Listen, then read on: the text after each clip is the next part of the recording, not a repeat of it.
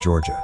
The three robbers, Buddy, Darling, and Griff, enter the bank, while their getaway driver, Baby, waits in the car and plays the song Bell Bottoms.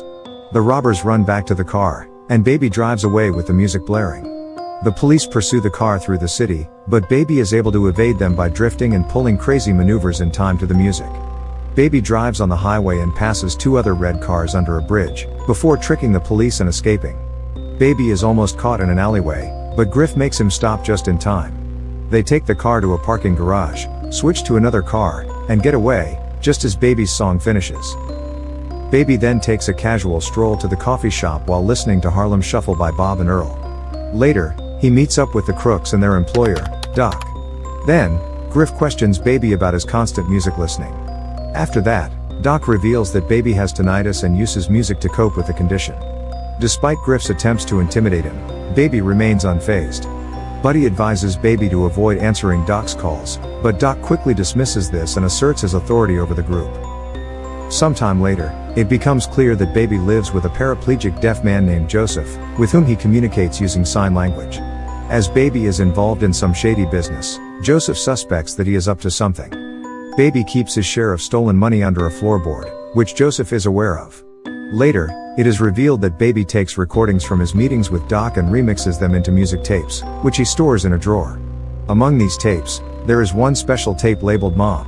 At Bo's Diner, Baby meets a pretty waitress named Deborah, who's singing a song. They chat, and Baby shows interest in the song she's singing. Later, he listens to the song at home, prompting Joseph to realize that Baby has met someone. First, Doc brings Baby to meet his new crew consisting of Eddie No Nose, JD, and Bats for their next job, targeting an armored truck. As Doc explains the plan, Baby remains listening to music. Later, Bats raises doubts about Baby's abilities, but Baby surprises everyone by repeating Doc's plan verbatim. For both Baby and Doc, this is the final job they need to complete to settle their debt. The crew's heist attempt goes wrong when JD accidentally gets the wrong masks. Later, Bats ends up killing the guard, causing chaos as they frantically run back to the car with Baby waiting behind the wheel. However, Baby hits the truck of a Marine while trying to get out, and the Marine shoots at them, forcing Baby to drive against a wall to get away. The Marine chases after them on the highway, causing them to get stuck under a truck. Afterward, Bats gets a clear shot at the Marine, but Baby pulls out to avoid this. Then, Baby drives off the highway and loses the Marine when he crashes his truck. The crooks then abandon their car because of traffic and steal a car from a woman with a baby. However, JD drops his shotgun in the chaos. Later, the gang makes it to the parking garage and moves to separate cars. Bats asks Baby if he purposely made him miss the shot, to which Baby denies. However, Bats knows he's lying and holds a gun to Baby's face, threatening him for catching feelings. After Baby goes to the hideout to collect his share of the money, he finds only Bats and Eddie there. Doc then tasks Baby with getting rid of the car containing JD's body. Later, Baby takes the car to the junkyard, where he has a flashback to his childhood. He reminisces about his close relationship with his mother, who was a singer. However, sometime later, tragedy struck when his parents got into a fatal car accident while arguing due to his father's alcoholism and abuse towards his mother. As Baby returns to Bo's Diner to see Deborah, they talk about songs that mention their names. They note how there are songs called Deborah and Deborah, but lots of songs about Baby. After starting his new job as a pizza delivery driver, Baby is finally able to see Deborah. However, his former employer, Doc, threatens to harm Deborah if Baby doesn't agree to be his getaway driver again. Reluctantly, Baby agrees. Later, after dropping Deborah off at home, they share their first kiss. Doc brings Baby and his nephew Sam to the post office to plan their next heist. While Sam scopes out the place, Baby interacts with a friendly teller to gather information.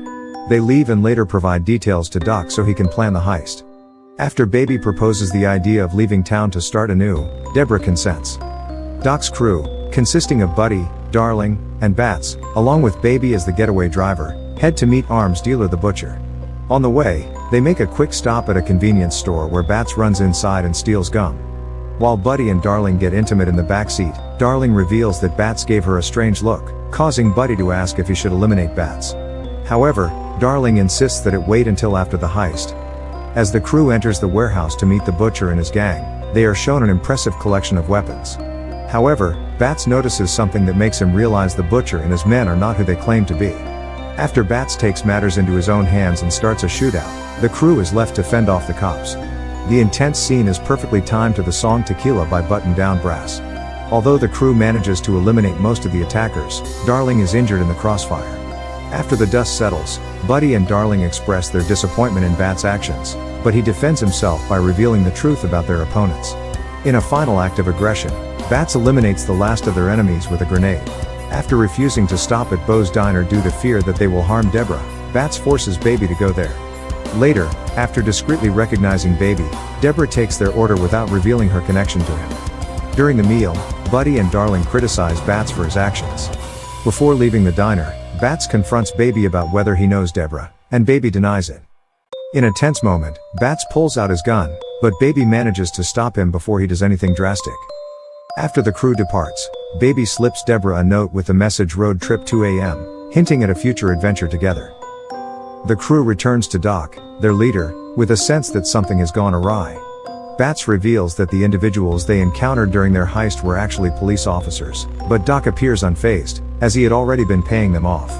Bats proceeds to fabricate a story, claiming that the officers had opened fire first, which is supported by Buddy and Darling. Doc then turns to Baby, the youngest member of the crew, to ask whether or not they should proceed with the planned heist. Despite being hesitant, Baby insists that they should stick to the original plan. Baby was determined to meet with Deborah, even if it meant sneaking out in the middle of the night. He made his way down the street, but he soon realized he wasn't alone. Buddy and Bats had followed him, and they were getting suspicious. Bats pulled out Baby's recorder and knocked him out, putting an end to his sneaky plans. As Bats and Buddy empty out all of Baby's tapes from his apartment, Baby abruptly wakes up at Doc's table. Although Bats rides Joseph's wheelchair, he denies harming Joseph. Doc interrogates Baby about the tapes, but he clears his name by playing the music tape he recorded after the first heist. While all this is happening, Deborah is left waiting for Baby somewhere. As the crew heads to the post office the next morning to begin their heist, tensions rise. Baby sees the teller he met the day before and tries to warn her as the robbers return. When a guard approaches Baby's car, Bats kills him, and chaos ensues.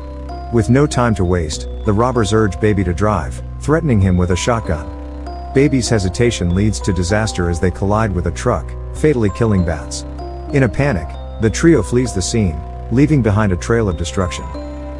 The adrenaline-fueled pursuit of Baby by the police through the city, set to the tune of Hocus Pocus by Focus, sees Baby resorting to changing his appearance and stealing multiple cars to evade capture. Later, Baby unexpectedly encounters his former accomplices, Buddy and Darling, just as the cops are closing in on them. While attempting to flee together, Darling's fatal decision to shoot at the pursuing police forces the group into a deadly standoff.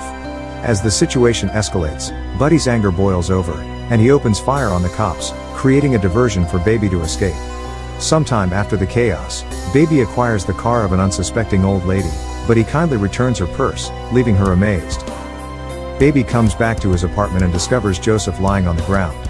Although Joseph appears unharmed, Baby quickly gathers any cash he can and takes Joseph to a nursing home.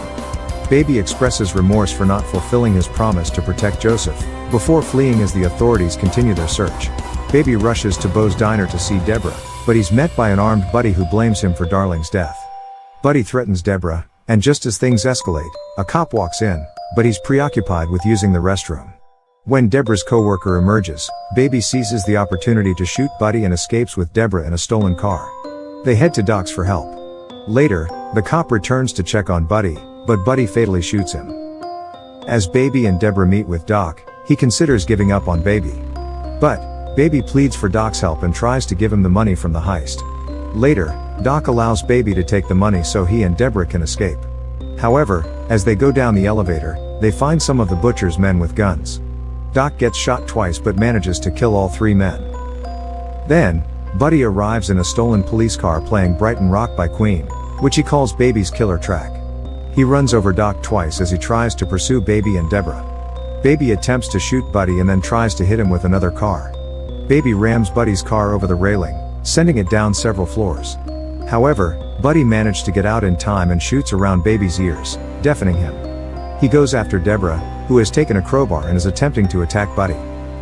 Afterward, Baby composes himself and grabs his gun, shooting Buddy in the leg and causing him to fall over onto the burning car, which then explodes.